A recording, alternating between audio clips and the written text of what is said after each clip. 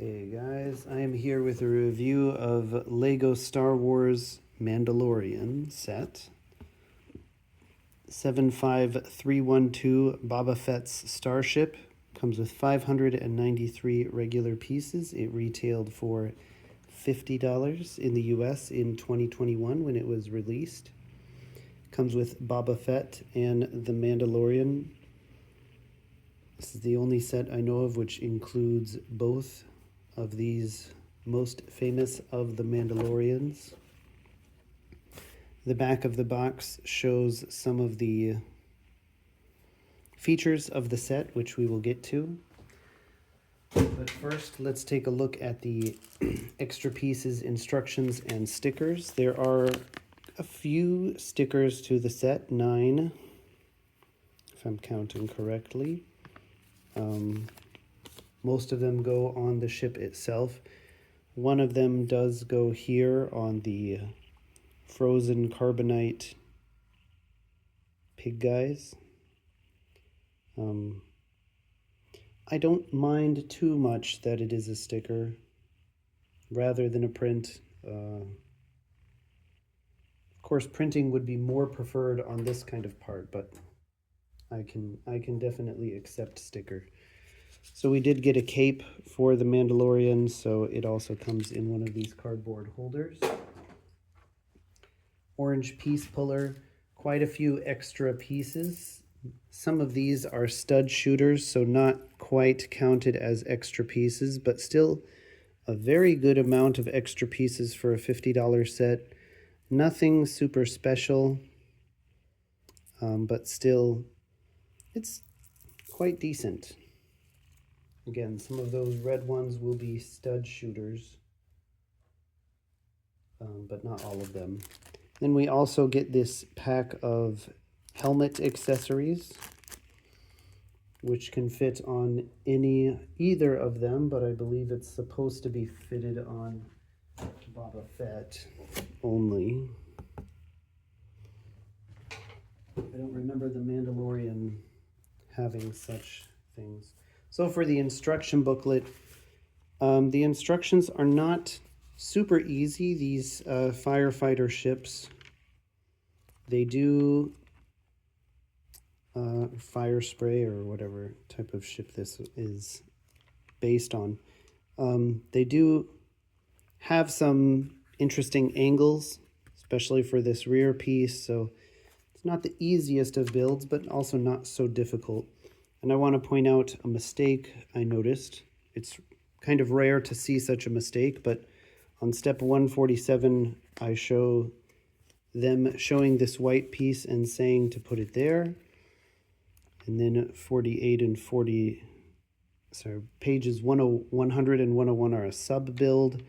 Then it goes back to them being gone on step 154 and reappearing on 155. Not a big mistake, but still, it's rare to see mistakes. Maybe not super rare, and there are larger mistakes, but that's one that I noticed. So another thing you'll notice here is that this can be used as a stand for the ship itself. It's okay. It's not super stable, but it's acceptable. What I like most of all is that this is not just a stand, but it's also like a little hover cart to carry your frozen prisoner around in.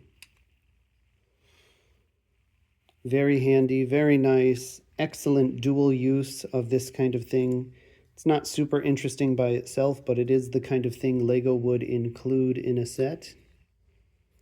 And even all the better that it has that dual use of also being a stand, because this kind of ship looks much better tilted at some angle rather than down, rather than face up, let's say. Okay, so let's take a look at the minifigures. So we have Boba Fett here, and we have the Mandalorian here. So the Mandalorian has a spear, printed arms, black head, So printed arm on this side as well. He has a gray cape. It's a good figure, good printing on the legs. Really excellent figure. We are starting to see a lot of Mandalorian figures. I can't keep them all straight, but this is an excellent figure. And for Boba Fett, we also have an excellent figure here. Printed arms, black armor, black torso, I should say, still a greenish armor. His flamethrower has some good details there on the arm. He does have the face. It's much more aged and scarred now, which I think is very appropriate and very nice. Only watched a few episodes of the Book of Boba Fett, and I thought it was good. Not fantastic, but definitely not bad. So he has a jetpack in green, so really great figure here as well. But the nicest part of this set, I would say, has to be the ship, because this is a very affordable, good ship. We kept getting these very large Boba Fett ships, so now we finally have a decently priced one. It looks good, it has good features, has a handle, which is not really necessary in my opinion, but you have some strange pieces on the bottom, but the bottom of this ship actually looks pretty good compared to most. I think because of this stuff at the bottom. But good distribution of the boosters, and with the handle hidden away, doesn't look ugly.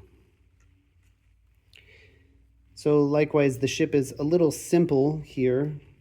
This part does fold up, and you can stick the prisoner underneath or fold it down. It's a little bit ironic that, I mean, it does stay there quite well, but I wouldn't really want to fly around with this, swoosh it around with that, or, you know, go into space like that. And you shouldn't have that open to the cockpit when you go into space. But, okay, that's quite a minor jab. The cockpit doesn't rotate, which I don't care. I'm fine with that. You can seat him however you would like to seat him. And there is a cockpit control panel. It is a bit small in the cockpit, but again, I don't really care. You can seat him either attached to here or attached to this clip in front, or sitting like this if you wanted. Which isn't exactly how it flies, but I sometimes like to envision it that way.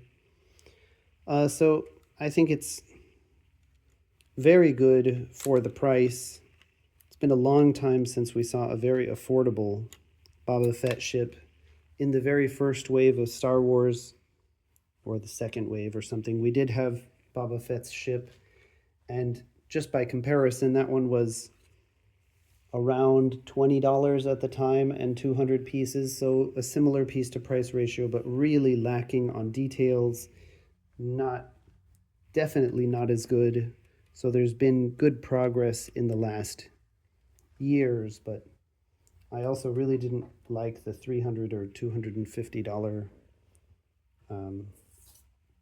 UCS Boba Fett ship. I thought it was too big to fit in with a good collection. So this is a really great ship at a great price. Good minifigures. Of course, we would like more, but 2 good minifigures with arm printing and everything. So I think it deserves at least a 4.5 out of 5. I probably wouldn't give it a 5, but it is a great set, and if you picked it up, I think that was a good choice. Let me know what you think in the comments, and I will see you guys in the next video. Thanks for watching.